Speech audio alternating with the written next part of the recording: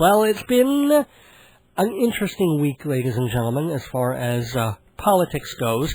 Finally, after, what has it been, a year and a half, we were able to take our minds politically, briefly, off the endless cycle of Hillary, Barack, McCain, Huckabee, Edwards, blah, blah, blah. I mean, that's all it's been, because the president has been almost a nominal player in his own country since about 6 months after his election. I went through some of this last week, where I said that, isn't it odd?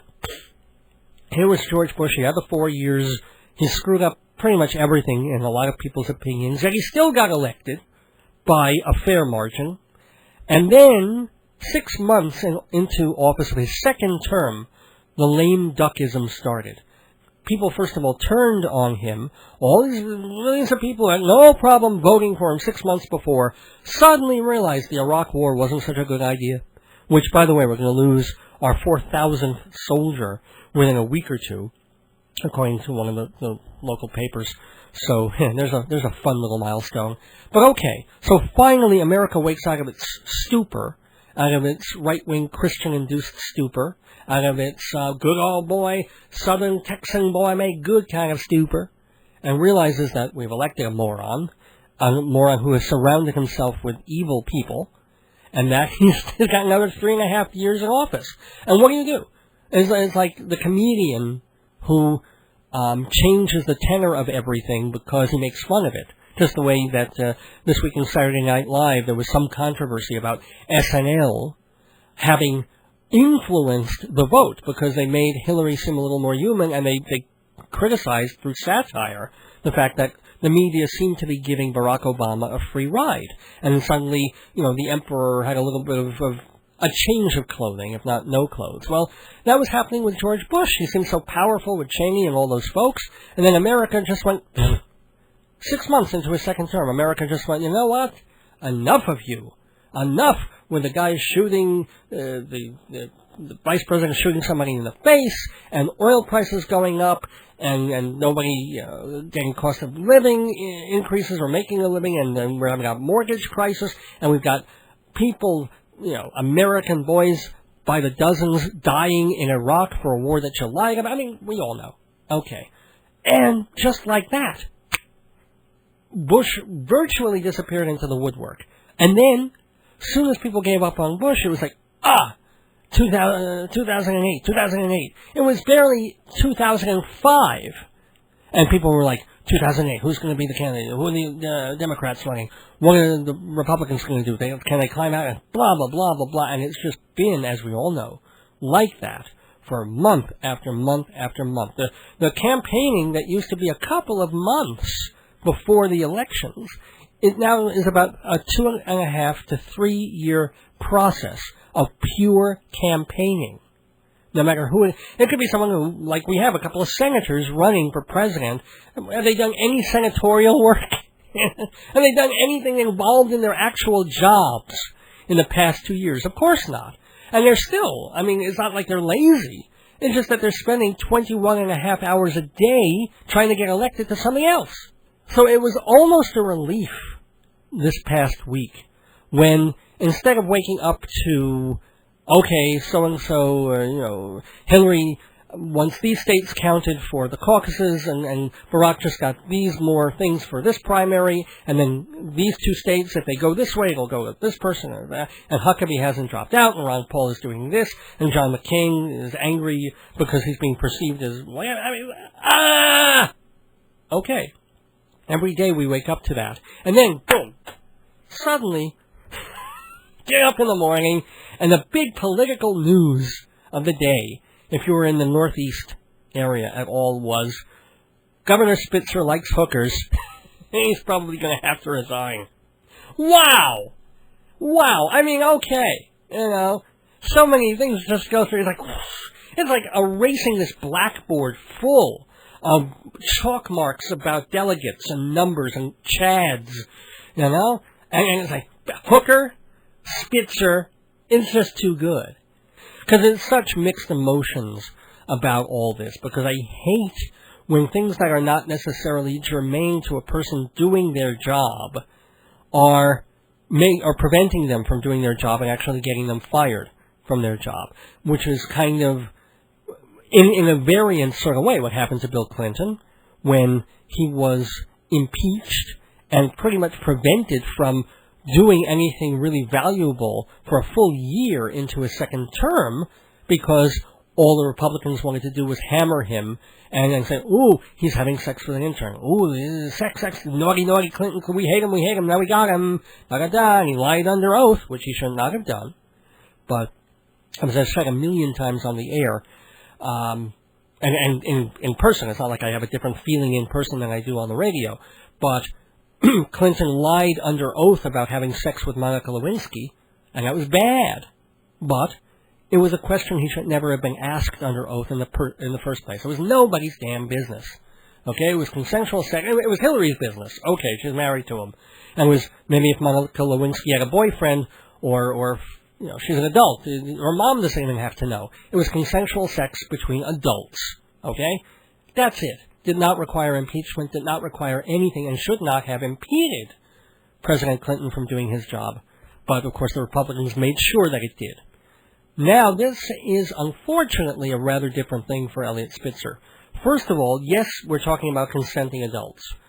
And I'm also of the mind that if it were regulated properly and disease controlled, prostitution should be legal. I mean, if we can say that it is legal in one state of the Union, or part of a state, Nevada, then what is the moral background of saying it's illegal everywhere else?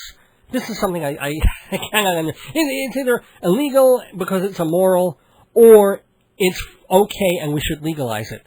Not like this, well, if you go to Nevada, we're going to look the other way and it's legal and it's totally fine to go with a person, pay for sex and blah, blah, do that transaction. But anywhere else, oh my God, no. So we have that ridiculous hypocritical dichotomy. And for the fact that so much of what every economy is based on, every economic transaction is based on, is trading something for something else. You trade green paper for milk, eggs, butter, whatever it is. Or you can maybe trade the milk, eggs, butter for someone who will paint your garage. Okay, all of that is not only legal, it's encouraged. It's what people do, especially when money's tight. You trade, you give one thing, you get another. And I feel that sex should be the same way. We have a puritanical nature. We also have a male phallocentric country. And the whole Western world is kind of that way, but America's the worst about it.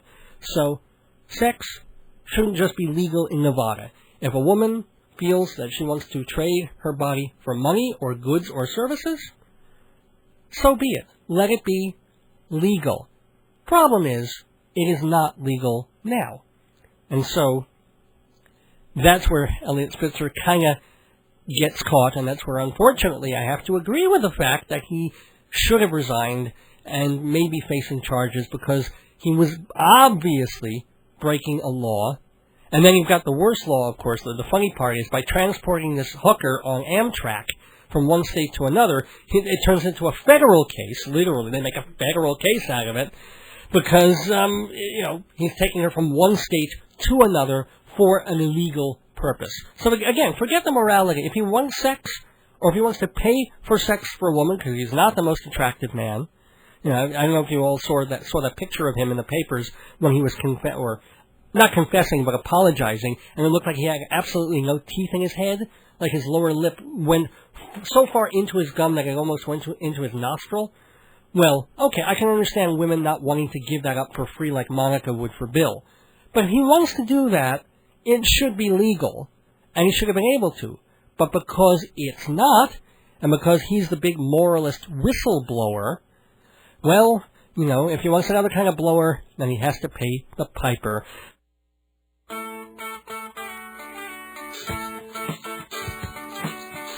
Greetings from Long Island, where every highway is a sunrise. It's time for Dave's Gone By, an hour of comedy, talk, and music brought to you by Total Theater, with your host, Dave Lefkowitz. You've never heard anything like it, so sit back, relax, squeal if you must. Here's the host of Dave's Gone By, Dave! Tropical hot dog night! like two flamingos in a fruit fight. Every color of day, whirling around at night. Well, there goes the neighborhood. Welcome, everybody, on this very weird Palm Sunday in New York, this pre-St. Patrick's Day Sunday, March 16th, 2008, for episode 264, bit my tongue there for a moment, 264 of Dave's Gone By on WGBB. I'm Dave Lefkowitz, here with you every week. What was the old way I used to introduce myself? Radio personality, journalist, humorist, and general raconteur. And I'm doing it the old-fashioned way because we're kind of having an old-fashioned episode of Dave's Gone By tonight. I don't have a special guest. I have a guest co-host, of course, as I've had for almost the past year. Co-host. Well, here he is, Jeff Goodman, of course. That's outrageous! Outrageous! You'll get the in-jokes in a bit. So, but I'm not doing an interview this week. We have one for next week. A minute and a half ago. Yeah. What we're going to do is some really older, kind of old-fashioned, the way Dave's Gone By's used to be, in the sense that it's mostly me, joined by Jeff, talking about theater. In small letters. Well, because you never used to be part of it. It used to be a solo show. It still sort of is, but you're generally a guest co-host because you're a lot of fun and you bring a liveliness to the thing and you drive me home. That's outrageous! Outrageous, was robbed. So, we're going to be doing the News Gone By, which it's kind of our version of the Saturday Night Live Weekend Update meets Jon Stewart-y thing. Your version. My version. Okay, which Jeff despises. Well, not despises. I'd say about 25 to 33% is okay. Oh, it's okay. Thank you so much. That's pretty good for a baseball player. Okay or better. How's that? So, you know what? Keep score at home. There's about 15 or 17 jokes tonight in the News Gone By. So keep your own tally. It can be interactive. And you can rate the jokes on a scale of 1 to 5. How many ones, how many twos? There won't be any fives, but how many ones and twos? That's for sure. And the occasional 3. It kind of makes you a participant in the News Gone By on Dave's Gone By. And then also Inside Broadway tonight, where Jeff and I will be talking about the big news of the day on the Rialto, on and off Broadway. Plus, we'll be reviewing the Broadway revival of Harold Pinter's The Homecoming, with kind of an all-star cast: Michael McKean, Raul Esparza, and who's the guy who played Lovejoy on that series? Who plays the father in this? The English, Ian McShane. Yes. Got it. Okay. And if there's time, we will also be reviewing... you forget the woman. Oh, Eve Best. She's not really a name. She's a name on Broadway, but I don't know if most people would know. That's outrageous! Outrageous! And then, if there's time, we will talk about Sunday in the Park with George, the revival of Stephen Sondheim and James Lapine, their great modern American musical, Sunday in the Park with George, that is being revived on Broadway. Also, there's definitely going to be time for this because it's the night before St. Patrick's Day, and we want everybody to be safe. I'm going to be playing a moldy golden oldie. It's already turned green for the holiday of Blarney O'Bunions, giving his opinion and really a public service announcement on driving drunk and being drunk on St. Patrick's Day. It's not a good thing to do. We really want you to be safe out there. So listen for Blarney O'Bunions talking to you. Good. Yeah. So we have a lot to get to. Let's get to it after we mention our sponsors, who are Hewlett Minuteman Press, which are the Copy Kings of Broadway. That's right, 1315 Broadway in Hewlett, 10% off for all Dave's Gone By listeners. Go in there with any job, big or small, 10% off at Hewlett Minuteman Press. Performing Arts Insider, the Bible of Broadway, for 65 years. We'll mention this in Inside Broadway, but one of the founders of the magazine that became Performing Arts Insider died this past week. So we want to send out our thanks to her, I guess, and our best wishes to whatever family she has. So, But Performing Arts Insider goes on and on and on, and find out more at performingartsinsider.com. Mortgagesrock.com rocks because, Jeff? Just because they do. And because you can get a mortgage and financing for the things you need for a new house, for your current house, for college education, to redo some stuff in your house, mortgagesrock.com, or you can learn how to be a broker and do that for other people and get the commission, mortgagesrock.com. And finally, this program is brought to you by Fancy Schmancy Balloons for all your party decorating needs. Fancy Schmancy Balloons. What's the phone number, Jeff? That would be 516-797-3229. Say it one more time. 516-797-3229. Jeff can't wait to play something off his computer. What have you got on YouTube there? Please, my favorite thing. For a lot of other people, I've been robbed. Robbed. We just bought a new house. It's really the first. Carol.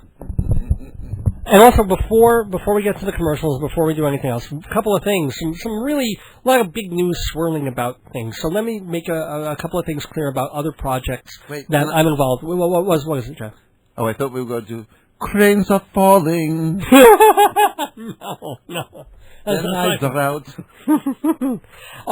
No, I want to talk a little bit, just for a moment, about Shalom Dammit, which, for the rest of this month on Long Island, is still running Wednesday mornings at 7:30 on Channel 20. So you have a couple more opportunities in March to see Shalom Dammit, Channel 20, Wednesday mornings at 7:30. Starting in April, you'll be able to see Shalom Dammit still Wednesday mornings at 7:30, but it's going to switch to Channel 115. And there's going to be sort of a rerun, but it might be a different episode also, on Friday mornings at 7:30. It's Shalom Dammit Redux, we're calling it. It's basically just another episode of Shalom Dammit. So Wednesday and Friday mornings. That. Don't you remember the Barnum? Go to the egress. See the egress. Oh, and the egress turns out to be getting them out of the theater. The exit. Yeah, exactly. Walk around the block and see a new show start. Remember that one? I never saw Barnum. Oh, really? No. Oh. Okay, so Jeff is making these theatrical things. I'll have to give you the tape. Cool. Anyway, so that's the information about Shalom Dammit. Also the fact that if we've got New York listeners listening to this radio program on the internet or maybe getting on the Upper West Side of Manhattan, please know that finally you can now see Shalom Dammit on Manhattan Cable Television. Manhattan Neighborhood Network has started airing Shalom Dammit starting today at 1:30 in the afternoon on Channel 67 on MNN. So Sundays, 1:30 p.m. in Manhattan, Channel 67. There's the rabbi's music. And you can also stream it. MNN.org streams the show when they air it at 1:30 on Sundays. Okay, Jeff.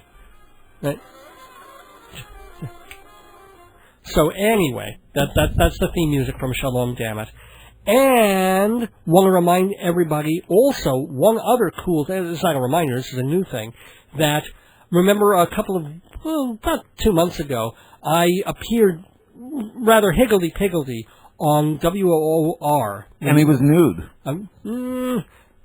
No, but I wanted to be, but they wouldn't let me. On Joey Reynolds' show. Joey Reynolds is a longtime broadcaster and has been on WOR for a couple of years. He does the overnights on weeknights. Well, anyway, he had me on in what they call the Shabbos hour, which is from Friday from midnight until 1 a.m. And it's a total free-for-all. There's like 15 people in the room. Shabbos hour is a free-for-all? It's completely nuts. It's got an old guy who was on Sergeant Bilko. He's got Sidney Meyer who runs Don't Tell Mama. I mean, it's just craziness. The whole idea is everybody's jumping in at once. Someone named Sidney Meyer now owns Don't Tell Mama. Oh, yeah, yes. He's a major cabaret guy. Anyway,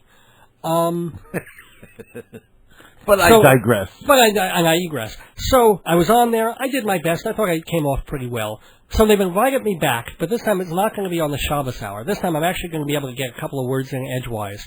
And the only problem is it's going to be pretty late. So, late night Thursday into Friday morning. So technically it's early Friday morning, 2 o'clock. Set your clock radios or something for WOR 710. And I will be on with Joey Reynolds. He'll be talking to me about what I do, about Dave's Gone By, about Performing Arts Insider magazine, and whatever other stuff that tends to come up. There'll probably be one or two other guests as well, but it should be kind of cool. It's the first day of spring, and it's going right into Purim. What better time for old Dave to migrate onto to the old Joey Reynolds show, and I thank him very much for that. Well, along with a lot of other people, I've been robbed. We just... Thank you, Carol. Anyway, now that we've got that out of the way, we'll be back with the news gone by right after this message.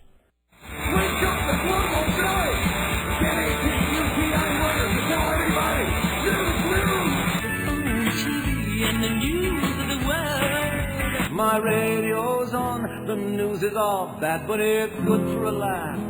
Welcome back to Dave's Gone By on this lovely March 16th, 2008. It is time for the news gone by, a look at local and world events on this Palm Sunday from a fond and frond perspective.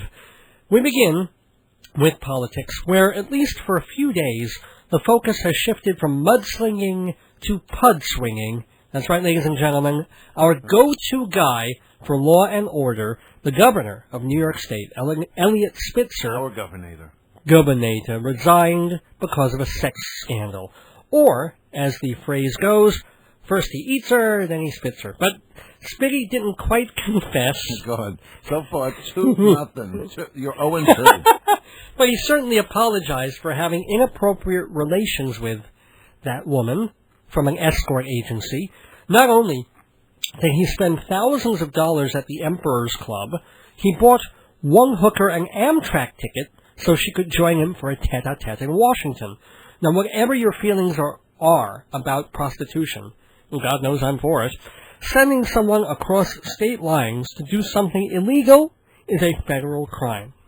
Oops. I think sending someone Amtrak is a federal crime. So you couldn't fly her? Or a helicopter. This guy could spring for a helicopter, you know? I bring up all the Bill Clinton parallels you want, but that was consensual sex between mutual adults. He lied about it under oath, but he shouldn't have been asked about it in the first place. Conversely, now I may be wrong about this, but I would guess a crime czar like Eliot Spitzer probably knew prostitution is against the law in New York State. It's just one of those things like wearing a seatbelt or not shooting people. Then again, if you believe the wiretaps, he argued with one of the hookers about having to wear a condom. So, maybe when baby Eliot was being put together in heaven, he did like so many men and skipped the brains line to get on the penis line twice. Now, at least at this point, it appears that... Are you 0-3 now? I'm 0-7 already. Okay.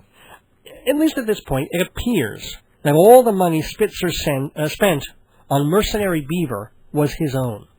He comes from wealth, so spending $80,000 on call girls was like the rest of us spending $100 on tickets to Gypsy. Although, at least there, the climax takes a good 10 minutes. Even in the age... that wasn't bad. Even in the age of Lindsay... Thank you. Swing and a miss. Even with Lindsay Lohan, Britney Spears, and O.J. Simpson, it's hard to think of a more precipitous fall from the heights than the governor's. He swept into office carrying a huge majority, well, 7 inches if you believe the transcripts. He had an untouchable reputation as Attorney General, where he prosecuted bad guys, especially Wall Street fat cats, to the full extent of the law, often using wiretaps. But as soon as he replaced Pataki, the painting in Spitzer's closet started to turn really homely.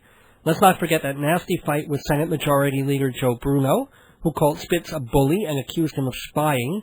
And he also seemed incapable of working with anyone who didn't agree. Well, no, just plain anyone. And now all his enemies are jumping with glee because he's become the first attorney genital. Not to mention flushing any future presidential aspirations down the toilet. The only potential good to come out of all of this is that even as we wonder if we'll soon have an African-American president, the man who will fill Spitzer's shoes as governor of New York is both black and legally blind. Lieutenant Governor David Patterson asked how he would feel about being the first black governor in New York's history Patterson said, "Oh my God, I'm black?" Okay. I knew it was coming, but Yeah. I'll give you that one. Thank you. It Horrible. did bring a smile. As much as I didn't want to smile, I smiled. Horrible news out of Manhattan So yesterday. that's 9 1 and 1 and 9, yeah. When a construction crane toppled over and smashed into a building on East 51st Street. 4 people were killed, and others were injured because it happened right in the middle of the afternoon. The New York Times reported one witness saying, quote, "The top of the crane came off almost like a projectile. A local pub, aptly named Foo Bar, was demolished beyond all recognition in the accident."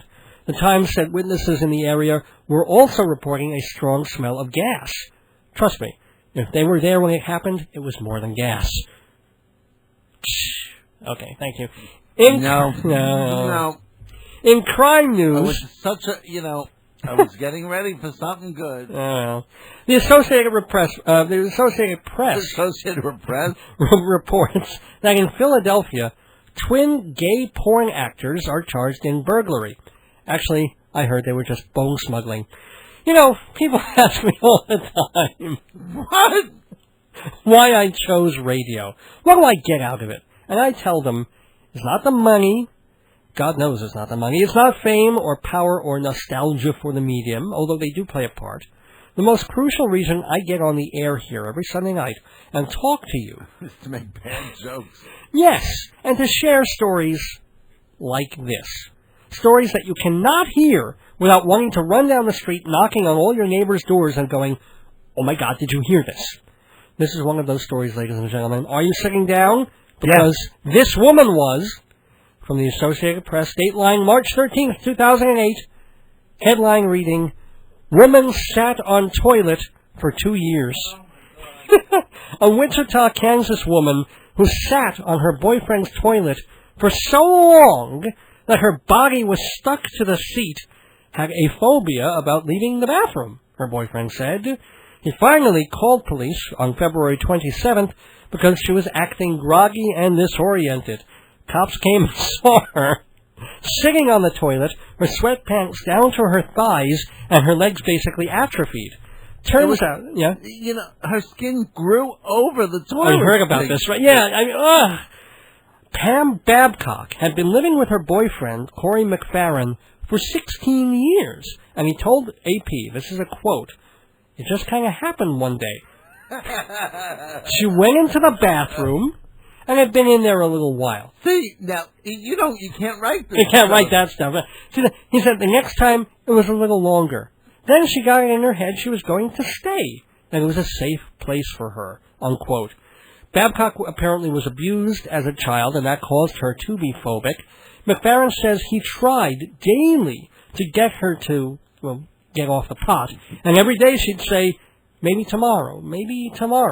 Said Ness County Sheriff Brian Whipple, quote, Mr. Whipple involved in the toilet thing, surprise, "She was not glued, she was not tied, she was just physically stuck by her body. I still have a hard time imagining it," unquote. Actually, I don't have a hard time imagining it. I'm having a wonderful time imagining it. Babcock initially refused medical services, but was then convinced to go to a hospital. They had to pry the seat off the toilet bowl with a pry bar, and then the hospital pried the seat off of her. They didn't pry it. They What did they do? surgically removed it from her behind.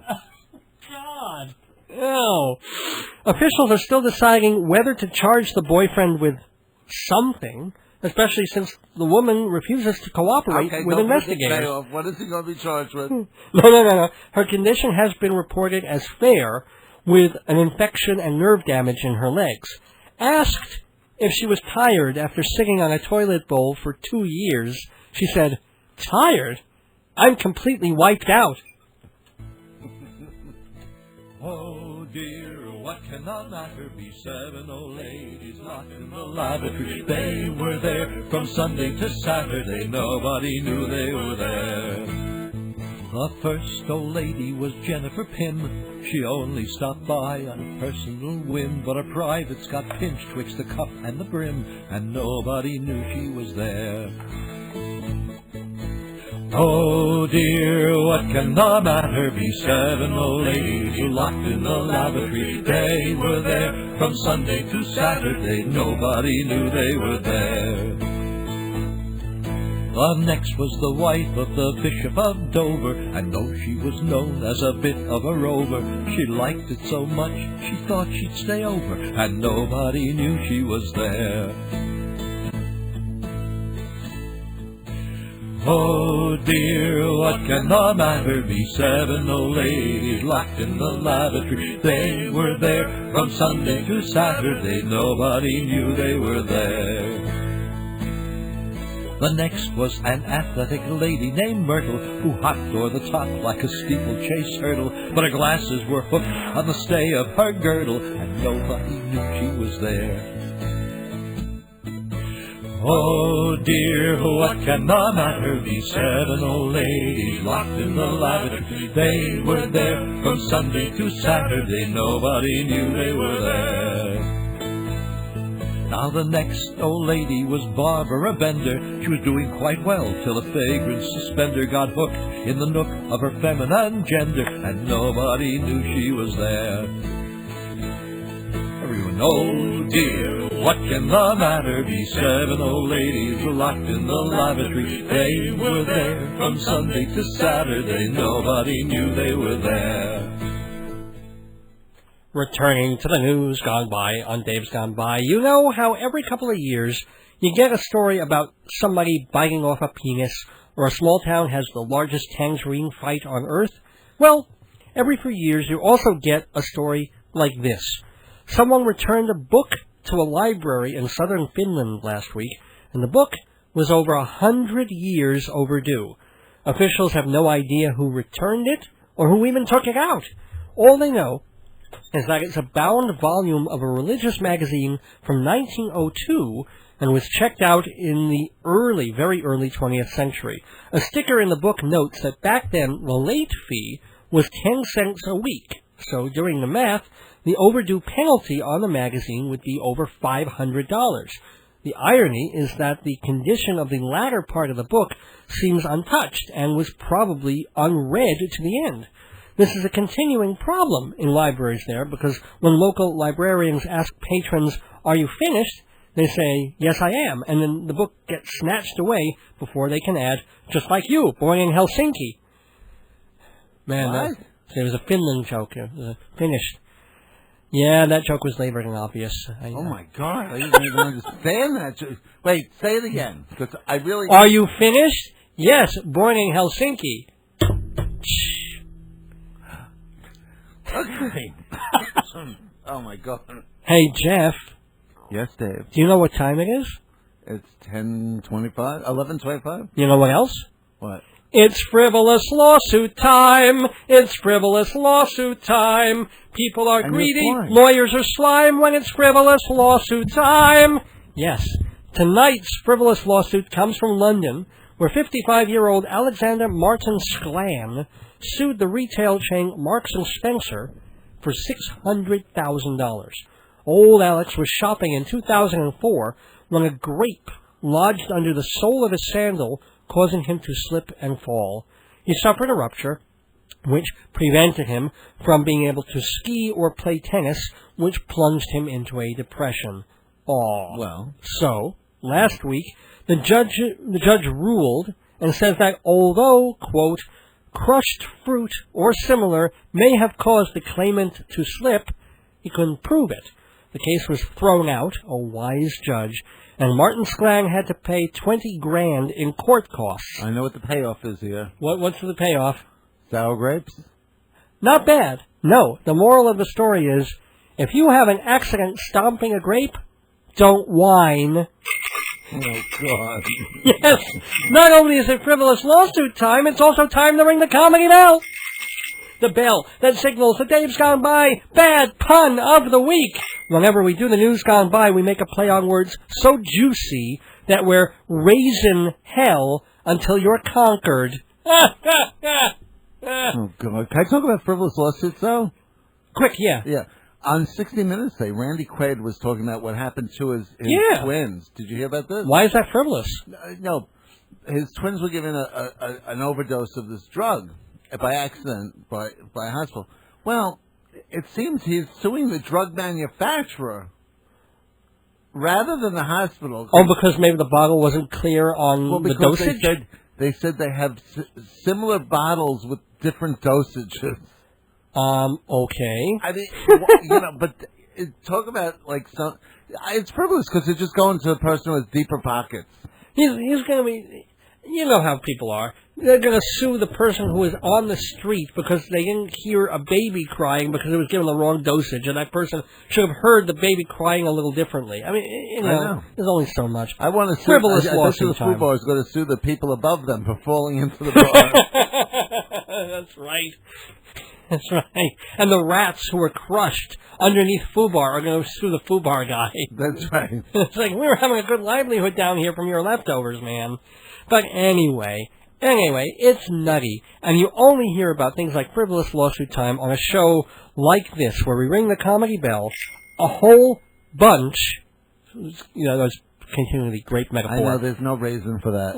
To remind you that this program exists and subsists on your goodwill and our advertisers' contributions. They know people listen, not just on the radio, but on AM 1240, WGBB.com, all over the country. When Paul and the world. And the world. When Paul Tracy was on a couple of weeks ago, I had people listening in England. When the Grow a Frog guy was here, it was more local.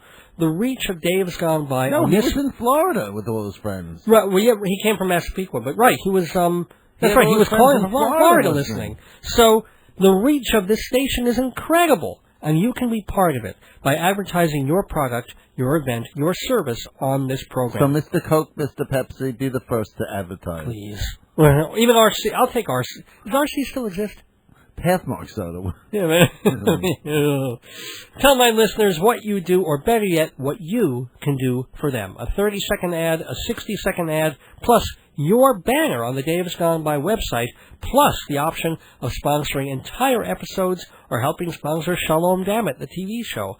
All of these things are available, all priced within your budget. You need to be in the penny saver. You want to do that Valpak thing? No problem. Believe me, you can fit Dave's Gone By into whatever promotional budget you have. If you're 12 years old, you can fit it into your budget. I don't get it. Well, they get nice allowances now. Oh, do they? Okay. I have no idea what this... You're saying, I do bad jokes. Okay. You're gaining the loyalty of our listeners. I'm not working on these. I didn't prepare all these for the bad jokes. I'm just giving you bad jokes off the top of my head. True.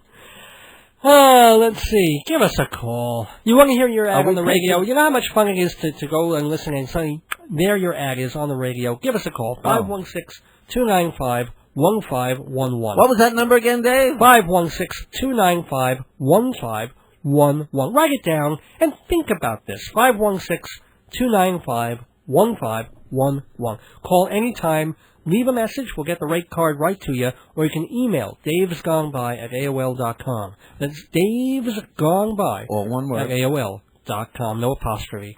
Next Sunday, I could be talking about your clothing store, your tax preparations, your liquor store, but you got to make that call, 516-295-1511, to advertise on Dave's Gone By. And we can make a really bad joke about it, too. Like this one. Don't be good, be ponderful. Now sit right back. Wait. More bad news? Now sit right back and you'll hear a tale of a tramp. 69-year-old Dawn Wells, the adorable Mary Ann on Gilligan's Island, pled guilty to reckless driving last week. She was fined $400 and sentenced to 5 days in jail because cops found marijuana in her car. According to Wells, she was coming home from a party, stopped to pick up some hitchhikers, and it was their pot and paraphernalia in her car, which of course doesn't explain why she was swerving on the road and failed a sobriety test. People singing all day, all night with Mary Ann, went by the seaside and stepped inside. Even little children joined in the band, singing all day, all night with Mary Ann. Folks, the apocalypse is obviously just around the corner. I mean, if you can't trust Mary Ann Who can you trust? The only good news about her prison stay is that the professor has invented a device that will allow her to retrieve a bar of soap without having to bend more than 30 degrees. Also in entertainment news, Paolo... What? It's a jail joke. Get it? All right. But she's not his guy. They don't have to... Oh, yeah, I didn't think of that. Yeah. I'll have to rewrite that when I get home. Paolo Calabresi, an Italian TV personality, got red carpet treatment in Madrid when everyone there mistook him for actor Nicolas Cage. Calabresi went to a big soccer match, walked the red carpet, he even sat in the press box. And it took a couple of days, but the Spaniards finally caught on to the hoax. They knew he was not Nicolas Cage because he spoke English clearly and appeared to have real talent. Okay, is everybody ready to go, aw? Come on, try it. Aw. Here's an aw story for you. 4-year-old Robert Irwin, the son of deceased crocodile hunter Steve Irwin, got his first snake bite last month. Aw. His mom, Terry Irwin, remember her, told the Associated Press little Bobby picked up a baby boa constrictor and it bit him on the finger. He was so proud, she said, to have copped his first hit.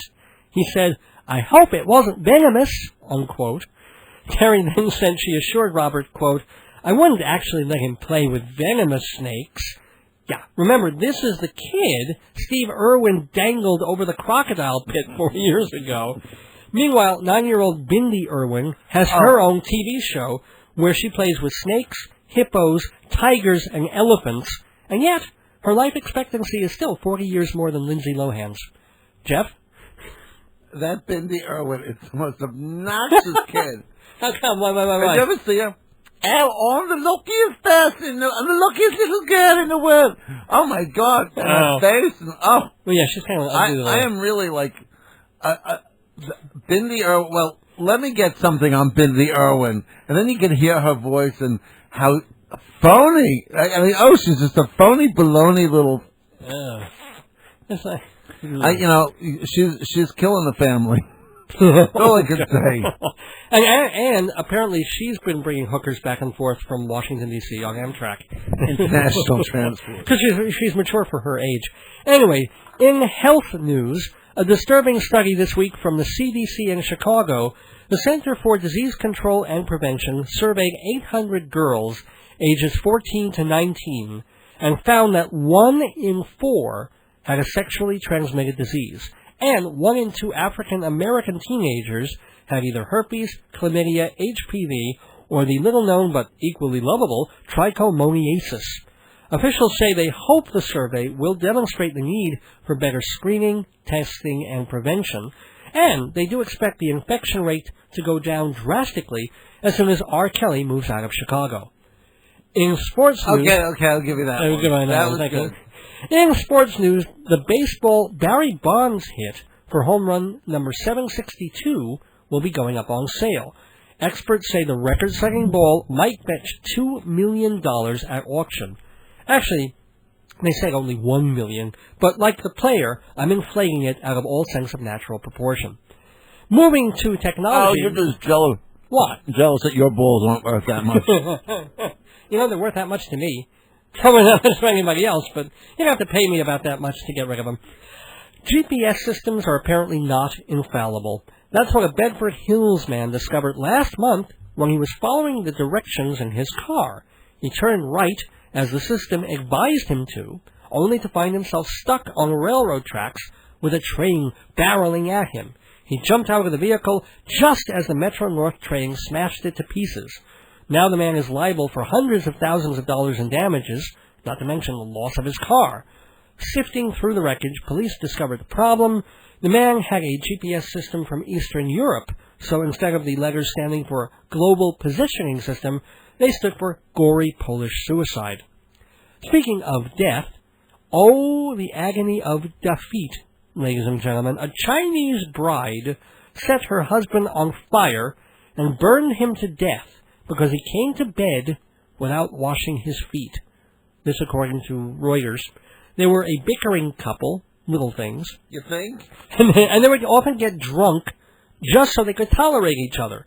Well, this night they killed a bottle of something, and he crawled into bed with schmutzy toes, and she got so mad, she set the bed ablaze while he was sleeping.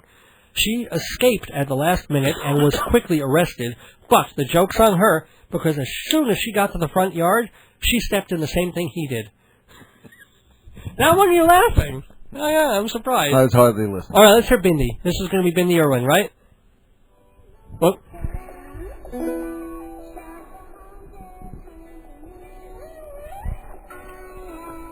This is Bindi Irwin singing. Did you know she has a music video with whales? Oh, dear God. Which is the whale? That.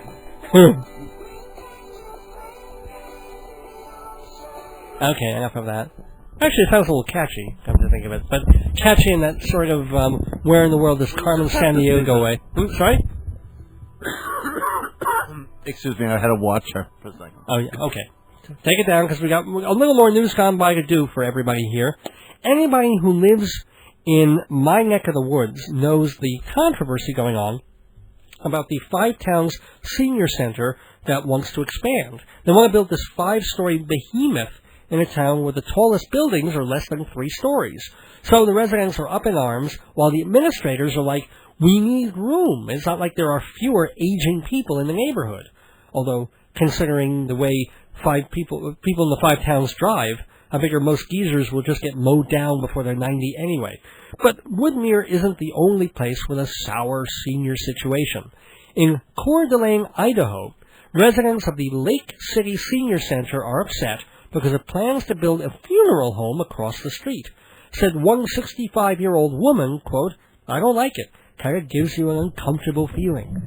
Then again, an 81-year-old woman told AP, quote, we're old here. We're all ready to go. I think it'll be handy, unquote. Nevertheless, 100 residents have signed a petition to protest the funeral home and will attend a town meeting in early February. Not to be outdone, at the funeral home, 36 corpses have signed their own petition. They object to being embalmed across the street from a senior center because of, quote, the pervasive old people smell. Oh, I got a good laugh at Jeff on that one. All right. I like the idea of that. Anyway, speaking of age and financial security, 68-year-old Paul Mahwini of Pittsburgh can now retire because he just sold his record collection on eBay, and the collection went for just over $3 million. Now, before you start poring over your original copies of Sgt. Pepper and Sun Records 45s, I should mention that Mahwini owned a record store, and that the bidder's $3 million pays for more than 3 million albums, singles, and CDs. Mahwini said he'd owned the record shop since 1968, but he wants to quit now because, quote, I am legally blind, and I had a couple of strokes a few years ago, unquote. And he says now he wants to do something else with his life. Okay, maybe it's me, but he's a blind stroke victim. I'm thinking his only remaining life choice is listening to a lot of music. Oops. Oh, well. Or being governor of New York. Maybe he likes books on tape.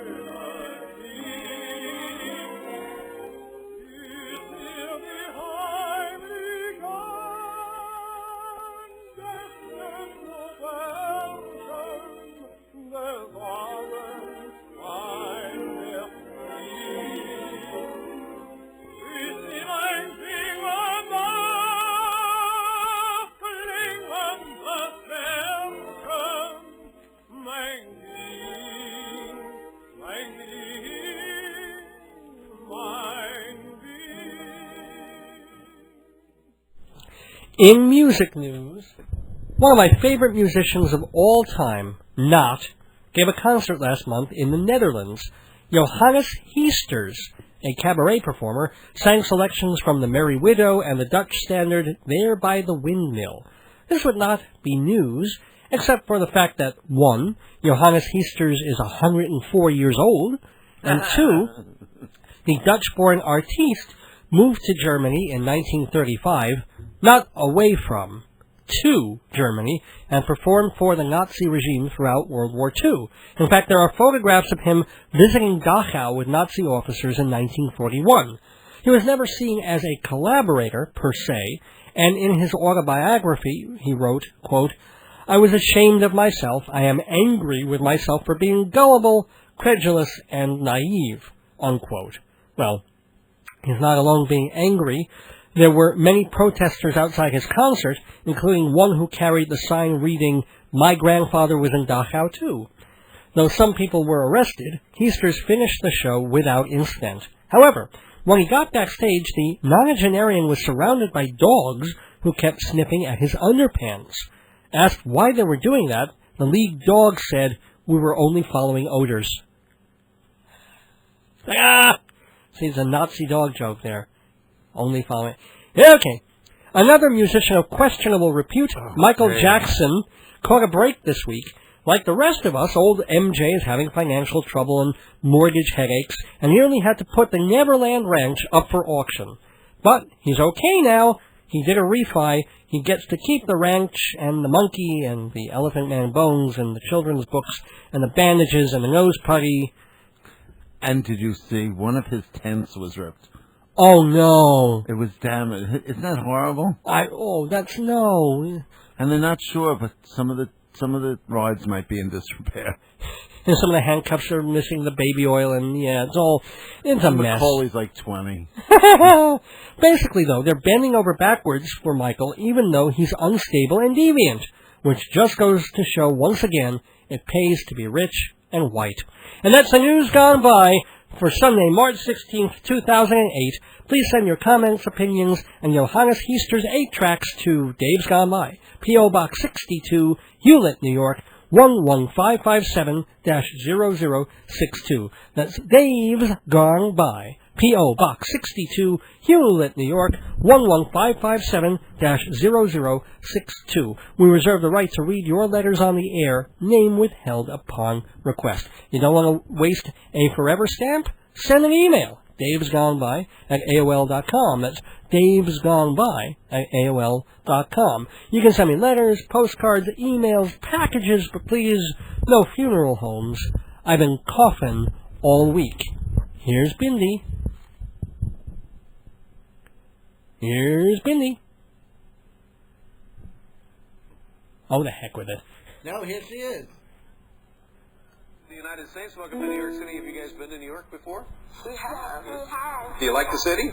Oh, yes. Awesome. Yeah, it is awesome. And a little colder probably than it is at home now. Yes, it's summer in Australia. It's stinking hot, but here it's freezing. Yeah, it is. We must kill her. Tell me about Good Day USA Australia Week 2007. We're promoting Australia so that everyone in the USA can come to Australia because it's such a beautiful place. It's just gorgeous. And what do you particularly like about Australia? I like that when you leave, even if you're from a different country, you get homesick leaving. And all the people Oh, I are hate just her. so nice. I'll just be going now. Let's just knife her. Oh, I can't listen to her anymore. That's Bindi Irwin, ladies and gentlemen.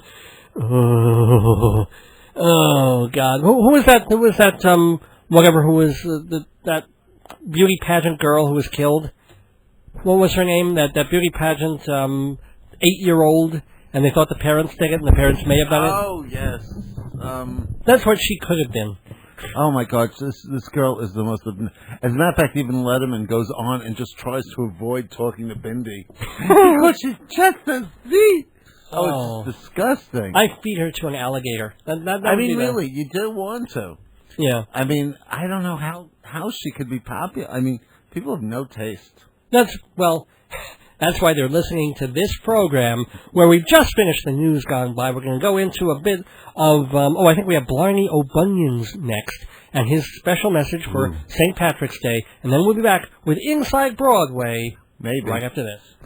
And that was news, if that was news, that was very, very, very special news.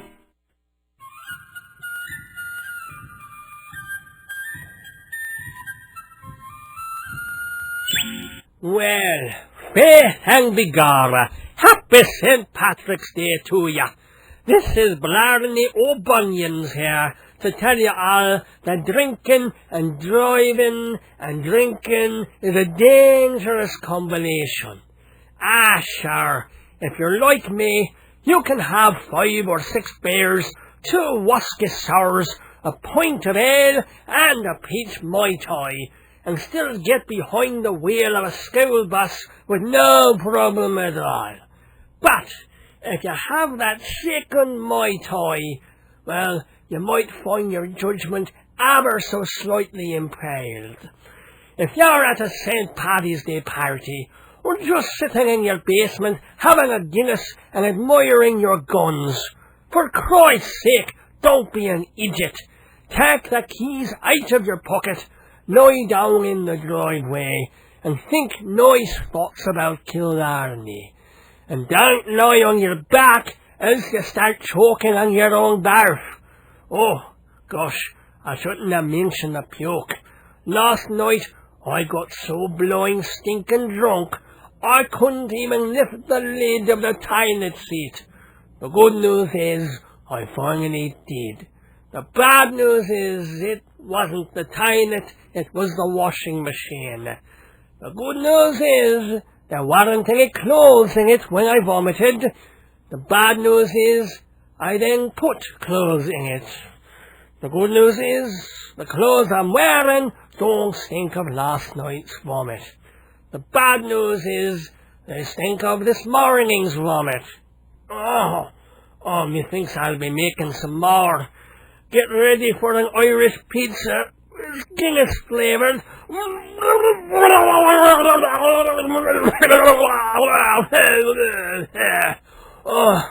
Oh, by the great ass of Minerva, that was nasty. Now, I may be a fool to mix up me drinks, but I'm not such a fool as to think I can drive in this condition, and neither should you. Do you know the sound of vomit hitting a windshield at 50 miles per hour? I do, and it's not so different from vomit hitting the floor at 20.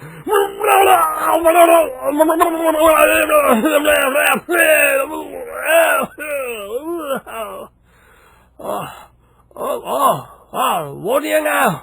I did have onion rings with lunch.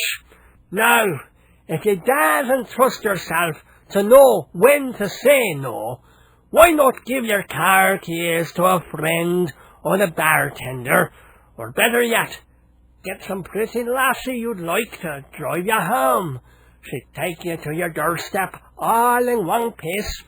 You can get real close to her as she helps you up the steps, and just when you're saying good night, to show your appreciation, you can hold her gently by the shoulders, look deeply in her eyes, bring your mouth to her sweet lips, and then give her...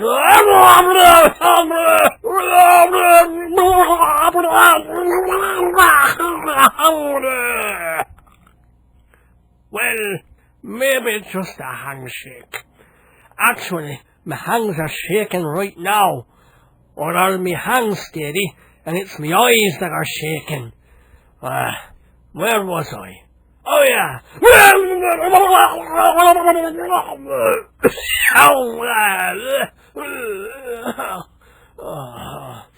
Glad I'm wearing old shoes. Now, boys and girls, alcohol is a drug. It's addictive. It changes your personality. It kills brain cells. It changes your personality. And it ruins your ability to make good love. No, wait, that's marriage. Hold on a tick.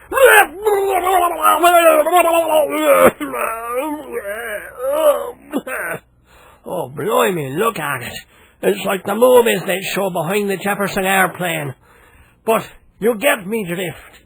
If you must drink, and I must, drink reprehensibly. Don't drink and drive. Don't let your friends drink and drive. Don't let your enemies drink and drive, 'cause they might hit your friends. And if you do have a drinking problem, the good news is you can join Alcoholics of Platypus. The bad news is there's no cure for this disease. The good news is a pint of Guinness is a lot better than cancer. So take it from your old pal Blarney O'Bunions, who wants you to live to see many, many St. Patrick's Days. Be smart, be safe, and be...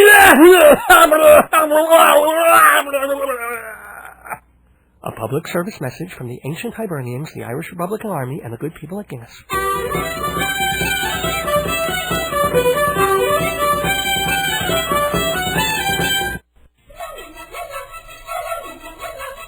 Inside Broadway, brought to you by Total Theater's Performing Arts Insider, your everything theater guide.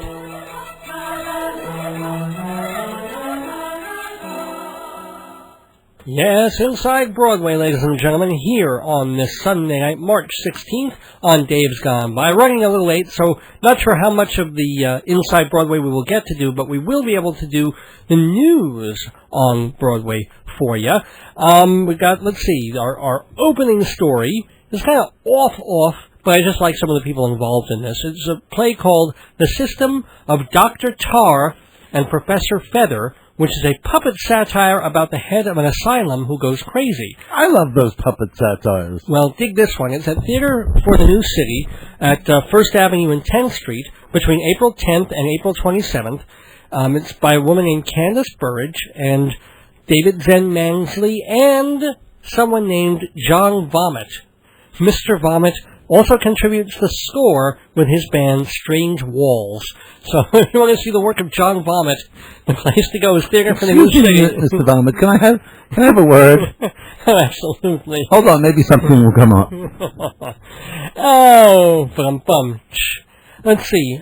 Hey Mac is our next story. The Mac Awards for the Manhattan Association of Cabarets and Clubs, Tuesday, May 6th, and that's going to be at B.B. King's Blues Club on West 42nd. Basically, there are two cabaret awards shows in New York. There's the Bistro Awards that Backstage does, and then there are the Macs. So remember, the Macs are on May 6th at B.B. King's. May 6th at B.B. King's. Right. Now, coming to Off-Broadway's Mitzi Newhouse Theater at Lincoln Center is a one-man show that's going to be playing on the off nights when the new Paul Rudnick play isn't on. It's John Lithgow doing Stories by Heart. It's going to start in mid-April, and it's going to be on through June on the dark nights of the Paul Rudnick play, The New Century. Now, the Lithgow show is a look back at his career, and he caps it by doing a 40-minute P.G. Wodehouse story where he plays 9 different characters. So, John Lithgow was Tony-nominated for Dirty Rotten Scoundrels, and he starred on Third Rock from the Sun on TV. So, could be kind of fun to watch. He's been a great Broadway performer. Yeah, I mean, he keeps coming back to Broadway, which is kind of nice. Marlowe's Ghost. Yeah, I mentioned this earlier in the show. Some bad news. Joan Marlowe died on March 6th. She co-founded a journal called Theater Information Bulletin back in 1984 with her friend Betty Blake. That was actually taken over from a mimeograph by then New York Times critic Sam Zolotow. Anyway, Theater Information Bulletin went along for a bunch of years until finally they changed the name, and Richmond Shepard took it over in the early 1990s, and he changed the name to Performing Arts Insider Theater Magazine, which is still going strong. Richmond and I are now the co-publishers, and I'm the editor-in-chief, so we want to wish a farewell to Joan Marlowe, who helped start it all. Bye, Joan. Bye, Joan. And, she was in her 80s, so she lasted a while, and she was actually head of the drama desk for a certain period of time, and did some other stuff as well. Just so everybody knows... So she basically is the original Marlowe's originator Ghost. of the Bible of Broadway? Yes, actually, she was. One of with Betty Blake back in 1944. She's like God of Broadway, then. Well, not she's the writer. Whoever wrote God's words, she was it. Okay. Yeah. Playwrights Horizons has announced its season for next year, and go figure, we've heard of all the playwrights. They're the usual suspects. You've got Teresa Rebeck with a satire called Our House. Nicky Silver, he hasn't written a play in a couple of years. He's doing Three Changes.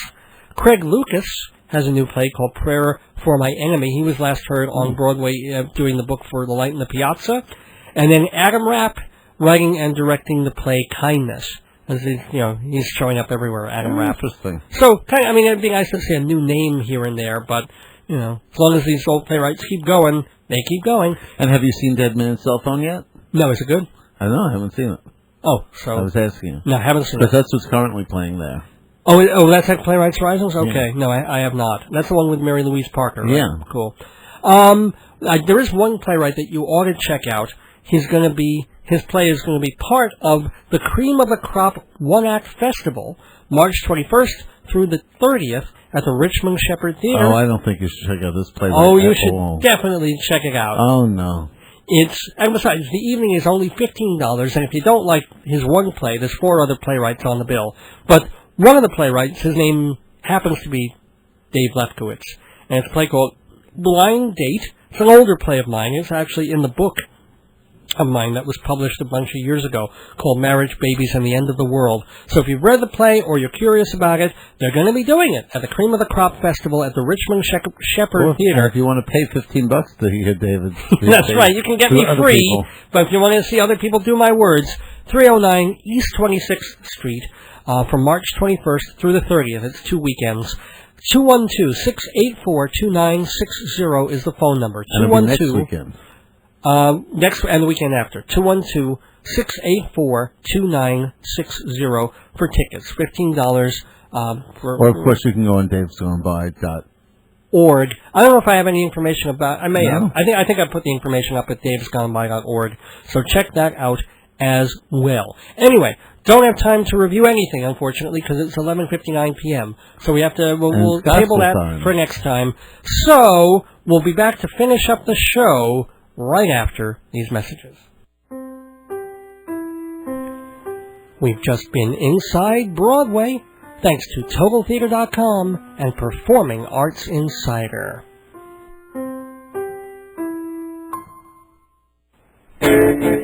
If you're like me, you agree that television could always be a little more Jewish. Well, our prayers are answered every Wednesday morning, 7:30 on Cablevision Channel 20.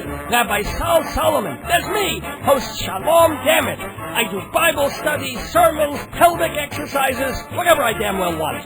See the episodes on YouTube.com, but also 7:30 Wednesday mornings on Cablevision Channel 20.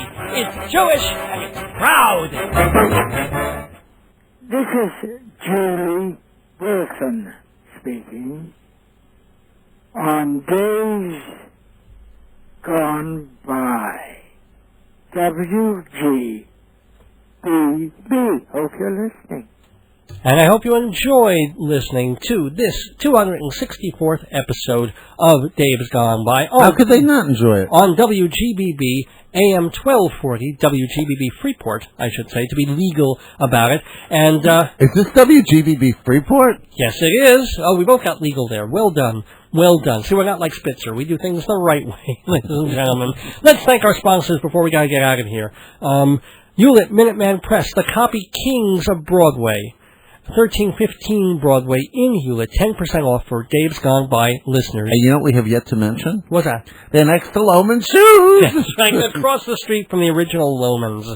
Fancy schmancy balloons for all your party decorating needs. 797-3229 is the phone number. Like anyone's ever going to have a party again. 516-797-3229. Everybody's going to throw a party when George Bush is out of office. 30% off this week. 30. If you call Jeff this week to have a party or balloons or centerpieces for your party, 30% off. 516-797-3229. Also, thank you to MortgagesRock.com.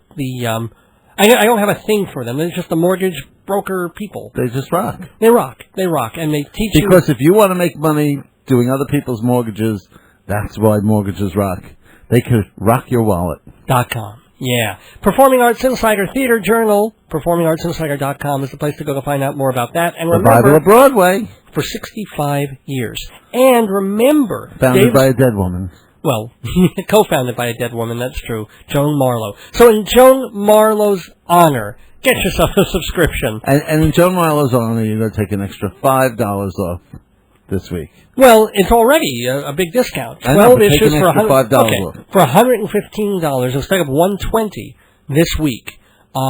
For 12 issues. Now, normally it's $165 a year, so it's a big discount already. $115 for the year for Performing Arts Insider for Dave's Gone By listeners. And in memory of Joan Marlowe, $5 extra. Right. davesgoneby.org, the place to get those $115 subscriptions to Performing Arts Insider. Everybody listen to Shalom Damn It, Rabbi Saul Solomon's Peace, Love, and Acid Reflux Hour, Wednesday mornings at 7:30 on Long Island Cablevision Channel 20. Remember that in beginning April 2nd, that Wednesday, it changes. Twice a week. Wednesday morning. Twice the Shalom Damn It. It's double damn it. It's double dipping damn it. Wednesday and Friday mornings at 7:30, but it moves kind of to like channel Passover, where you dip twice. To channel 115, not channel 20 anymore in April. And plus, remember, that's a long way up the dial. I know, but that's the other I don't know why they don't publish the public access channels together, but there you go. Because I don't want anyone watching it. Yeah, but, they're just jealous of Shalom Damn It. As well they should be. But also, finally, New York is getting Shalom Damn It. It started this afternoon, Sundays, 1:30, Manhattan Neighborhood Network, New York City gets Shalom Damn It on Channel 67, 1:30 p.m., and go to mnn.org, because you can also watch it streaming online. And don't forget, you can also see it on YouTube. That's right. I keep forgetting to say that. YouTube, anytime, just look up Saul Solomon or Shalom Damn It, and there the first 10 episodes are. Okay, very quickly, I want to get through a couple of thank yous and shout-outs and things. Tova Feldschuh, our guest a couple of weeks ago. Tova, in a nutshell, has extended at Feinstein's at Lowe's Regency, parking 51st Street. One more week to the end of this weekend, March 22nd, this Saturday. So you have another week to catch Tova Feldschuh, which is cool because it's Purim, this week.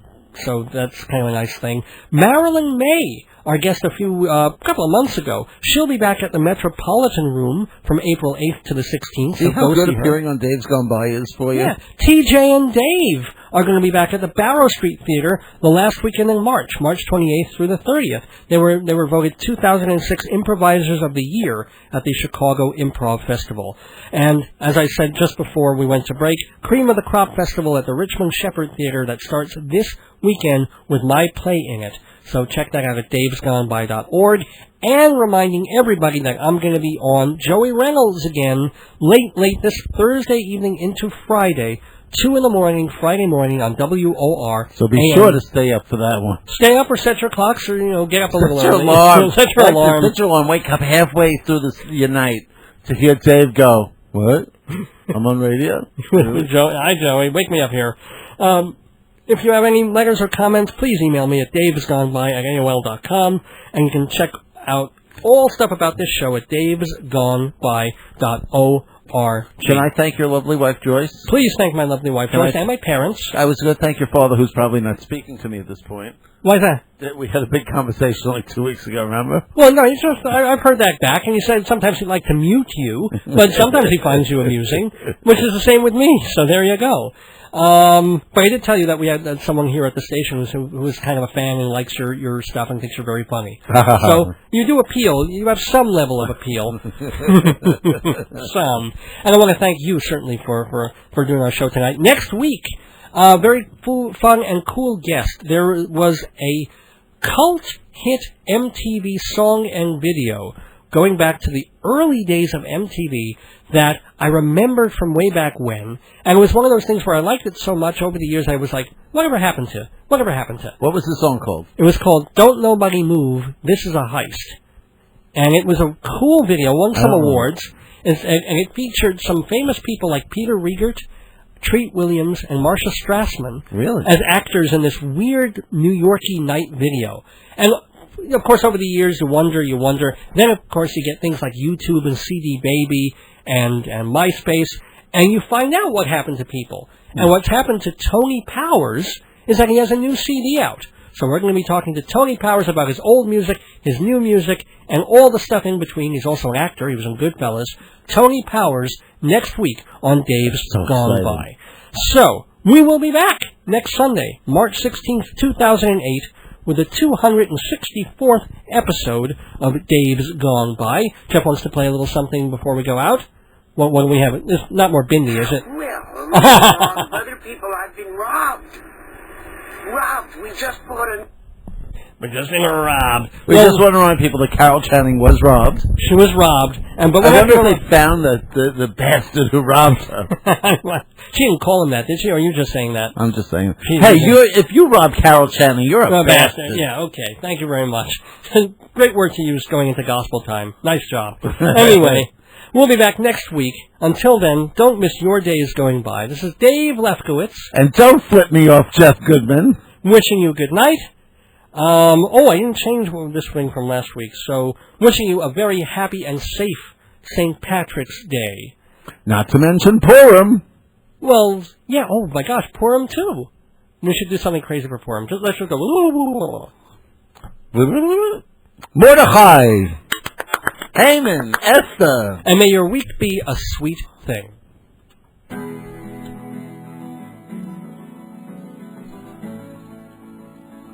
Gone by.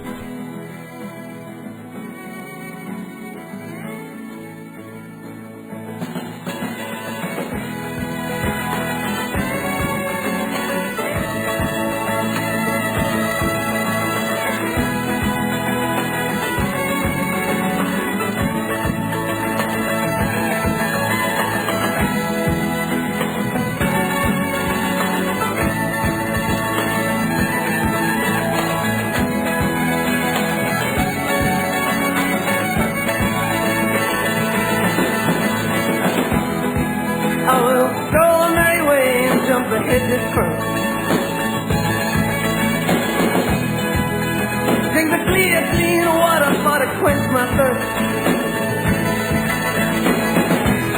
And I will watch the ferry boats and they'll get high against the blue ocean, against the moral sky.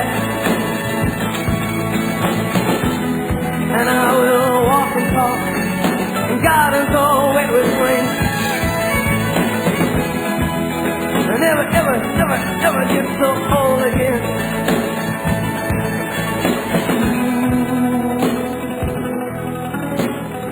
Sweet thing. Yeah. Sweet thing.